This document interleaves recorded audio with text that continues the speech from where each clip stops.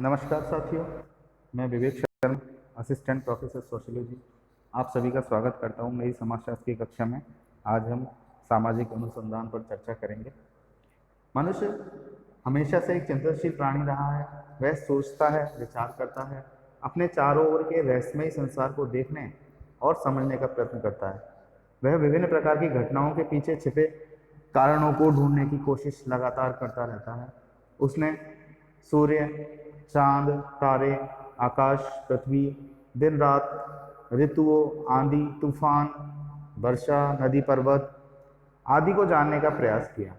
वह प्रारंभ से इन सबको ईश्वर की सृष्टि मानकर उसे ही इन सभी का कारण मानने लगा।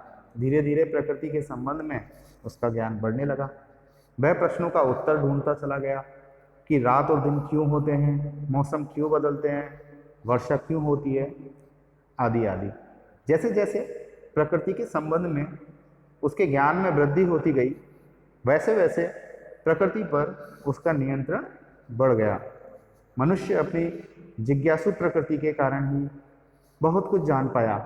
अनेक आविष्कार उसने किए, भौगोलिक दूरी को कम कर सका। मनुष्य की चांद पर पहुंच प्रकृति पर उसके बढ़ते हुए नियंत्रण का ही परिणाम है। स्पष्ट है कि मनुष्य एक जिज्ञासु प्राणी है। वह अज्ञात तथ्यों को पता लगाने की दिशा में निरंतर आगे बढ़ता रहता है। पहले उसने प्राकृतिक घटनाओं को और फिर सामाजिक घटनाओं को समझने का प्रयास किया। सामाजिक घटनाएं भी अपने आप में काफ़ी जटिल हैं। एक ही घटना के पीछे अनेक कारण हो सकते हैं और इन सभी कारणों को खोज निकालना कोई सरल काम नहीं है। फिर भी मानव ने अपने ज्ञान की प्यास को सदैव बुझाने का प्रयास किया। सामाजिक जीवन की जटिलताओं को समझने की लगातार कोशिश वह करता रहा। उसने मानव व्यवहार के प्रेरक को जानने की दिशा में निरंतर कोशिश की। उसने यह पता लगाने में दिलचस्पी ली कि कौन कौन से ऐसे नियम हैं जो मनुष्य की प्रेरणाओं व मनोवृत्तियों के आधार हैं। उसने अपने सामाजिक पर्यावरण को जानने की दिशा में काफ़ी खोज की। वह क्यों और कैसे आदि प्रश्नों का उत्तर ढूंढने के प्रयास में लगा ही रहा। वह आदिम, सरल व जटिल सामाजिक संरचनाओं को समझने हेतु सदैव प्रयत्न करता रहा। उसने यह जानने की कोशिश की कि एक समाज और दूसरे समाज के रीति रिवाज, विश्वासों, मान्यताओं, परंपराओं, संस्थाओं व संस्कृतियों में अंतर क्यों पाए जाते हैं। किसी समाज में अपराध, बाल अपराध व श्वेतवस्त्र अपराध अन्य समाजों की तुलना में कम या अधिक क्यों होते हैं। अलग अलग समाजों में विवाह एवं परिवार के भिन्न भिन्न रूप देखने को क्यों मिलते हैं। धर्म किस प्रकार आर्थिक विकास में योग देता है या बाधा पहुंचाता है। किन समाजों में प्राथमिक और किन में द्वितीयक समूहों की प्रधानता पाई जाती है और क्यों पाई जाती है, तथा इनका सामाजिक जीवन पर क्या प्रभाव पड़ता है। संघर्ष क्यों होते हैं, उनके पीछे मूलभूत कारण क्या हैं। पारिवारिक और सामुदायिक विघटन के लिए कौन से कारक उत्तरदायी हैं। इसी प्रकार के अनेक प्रश्नों का उत्तर देने का मनुष्य ने अपनी खोजमूलक प्रगति के आधार पर सदैव प्रयत्न किया। कार्य कारण संबंधों को जानने की कोशिश वह लगातार करता रहा। कहने का तात्पर्य यह है कि मनुष्य ने प्राकृतिक दशाओं तथा सामाजिक जटिलताओं को स्पष्ट करने का प्रयास किया है। साथ ही उसने ज्ञान प्राप्त की सत्यता का पता लगाने की कोशिश भी की है। उसने विभिन्न घटनाओं के संबंध में वैज्ञानिक विधि को काम में लेते हुए कार्य कारण संबंध ढूंढने का प्रयास किया। नए सिद्धांतों का निर्माण किया, पुराने सिद्धांतों की सत्यता की जांच नवीन परिप्रेक्ष्य में की। यही शोध या अनुसंधान है। जब सामाजिक क्षेत्र में प्रश्नों के उत्तर खोजने का क्रमबद्ध एवं व्यवस्थित प्रयास किया जाता है तो उसे ही सामाजिक अनुसंधान, शोध, गवेषणा, अन्वेषण या खोज नाम दिया जाता है। अब हम सबसे पहले अनुसंधान या शोध कहते किसे हैं उसको जानने का प्रयास करेंगे। मनुष्य ने प्रारंभ में काल्पनिक या दार्शनिक आधार पर घटनाओं का विश्लेषण किया। उसने ईश्वर या अलौकिक शक्ति को सभी प्रकार की घटनाओं का स्रोत या कारण माना। पूर्व में उसके ज्ञान का आधार अंतःप्रज्ञा, परंपरा, व्यक्तिक अनुभव तथा प्रयत्न एवं भूल की विधियां रही। इस प्रकार से प्राप्त ज्ञान में विश्वसनीयता एवं प्रामाणिकता का अभाव था। आज व्यक्ति इस स्थिति में से आगे बढ़ गया है और अब वह उसी घटना पर विश्वास करने लगा है जिसे वह नेत्रों से देख सके, स्पर्श द्वारा अनुभव कर सके या कानों द्वारा सुन सके। अर्थात अब वह तार्किक ढंग से घटनाओं को समझने और वास्तविकता का पता लगाने लगा है। इस प्रकार अब वह व्यवस्थित ढंग से ज्ञान को संचित करता है। यही अनुसंधान का प्रारंभ है। अनुसंधान या शोध का तात्पर्य बार बार खोजने से है। इसमें दो भौतिक तत्वों की प्रधानता पाई जाती है। प्रथम, अवलोकन के द्वारा घटना को उद्देश्यपूर्ण ढंग से देखना अथवा उपलब्ध तथ्यों के आधार पर घटना को समझना, तथा द्वितीय तत्व उन तथ्यों के अर्थ को जानकर घटना के पीछे छुपे कारणों को समझना। इन दोनों तत्वों को ध्यान में रखकर जो ज्ञान संचित किया जाता है उसे विश्वसनीय एवं प्रामाणिक माना जाता है। इस प्रकार के ज्ञान को संचित करने की संपूर्ण प्रक्रिया को ही अनुसंधान के नाम से पुकारते हैं। व्यक्ति ने धीरे धीरे विश्वसनीय एवं प्रामाणिक ज्ञान प्राप्ति हेतु शोध की ऐसी विधियों को खोज निकाला जिसे वैज्ञानिक विधि यानी कि साइंटिफिक मेथड कहते हैं। इस विधि में तथ्यों का संकलन भी निश्चित प्रविधियों द्वारा किया जाता है। इसमें अवलोकन, साक्षात्कार, अनुसूची, व्यक्तिक अध्ययन पद्धति, समाजमिति आदि का सहारा लिया जाता है। इन सभी विधियों के माध्यम से जिस ज्ञान को प्राप्त करते हैं वो वैज्ञानिक विधि से प्राप्त ज्ञान होता है और वह प्रामाणिक और विश्वसनीय होता है।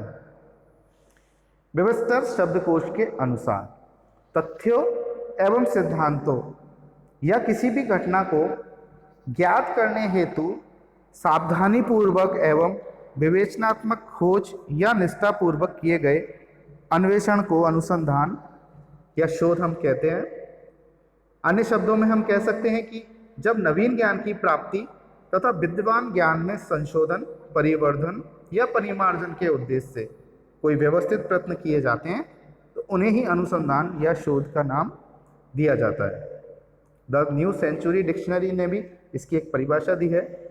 किसी वस्तु या व्यक्ति के संबंध में सावधानी पूर्वक खोज करना एवं तथ्यों या सिद्धांतों का पता लगाने के लिए विषय सामग्री की लगातार सावधानी पूर्वक जांच पड़ताल करना ही अनुसंधान है।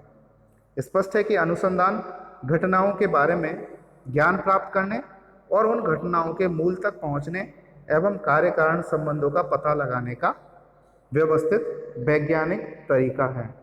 अनुसंधान में व्यक्ति अपनी जिज्ञासा के अनुरूप गहन अध्ययन करता है। उसकी जिज्ञासा का आधार चाहे प्राकृतिक दशा हो अथवा सामाजिक जटिलताएं, इनसे संबंधित ज्ञान का स्पष्टीकरण करना तथा प्राप्त ज्ञान का सत्यापन करना, नए सिद्धांतों का निर्माण करना एवं पुराने सिद्धांतों की सत्यता का परीक्षण करना ही अनुसंधान कहलाता है। हमने यहाँ पर अनुसंधान का विस्तृत अर्थ जानने का प्रयास किया। अब हम सामाजिक अनुसंधान या सामाजिक शोध का अर्थ जानने का प्रयास करेंगे। जब कोई भी अनुसंधान सामाजिक जीवन, सामाजिक घटनाओं अथवा सामाजिक जटिलताओं से संबंधित होता है तो हम उसे सामाजिक अनुसंधान कहते हैं। इसमें इन सबके संबंध में यथार्थ ज्ञान प्राप्त किया जाता है। इस हेतु आनुभविक या अनुभव सिद्ध तथ्यों का पता लगाया जाता है। निरीक्षण, परीक्षण, वर्गीकरण तथा सत्यापन के आधार पर सामाजिक घटनाओं के कारणों को ढूंढ निकाला जाता है। साथ ही मानव व्यवहार से संबंधित सामान्य नियमों का पता भी लगाया जाता है। सामाजिक अनुसंधान में वैज्ञानिक विधि को काम में लेते हुए अवलोकन तथा सत्यापन का विशेषतः सहारा लिया जाता है। सामाजिक अनुसंधान में सर्वप्रथम किसी व्यवहार, समस्या या घटना से संबंधित मूलभूत तथ्यों का अवलोकन किया जाता है ताकि उसकी सामान्य प्रकृति को भलीभांति समझा जा सके। तत्पश्चात उन सामाजिक नियमों का पता लगाया जाता है जो एक विशेष घटना, व्यवहार या समस्या के पीछे छिपे कारणों को प्रकट कर सके। हम कह सकते हैं कि सामाजिक अनुसंधान में सामाजिक यथार्थता और की वैज्ञानिक विधि द्वारा खोज पर बल दिया जाता है, यानी कि सोशल रियलिटीज को जानने के लिए हम साइंटिफिक मेथड का यहाँ पर प्रयोग करते हैं। सामाजिक अनुसंधान का अर्थ स्पष्ट करते हुए श्रीमती पीबी यंग ने लिखा है कि सामाजिक अनुसंधान को ऐसे वैज्ञानिक प्रयत्न के रूप में परिभाषित किया जा सकता है जिसका उद्देश्य तार्किक एवं क्रमबद्ध पद्धतियों के द्वारा नवीन तथ्यों की खोज अथवा पुराने तथ्यों की परीक्षा और सत्यापन, उनके क्रमों, पारस्परिक संबंधों, कार्यकारण की व्याख्या एवं उन्हें संचालित करने वाले स्वाभाविक नियमों का विश्लेषण करना होता है।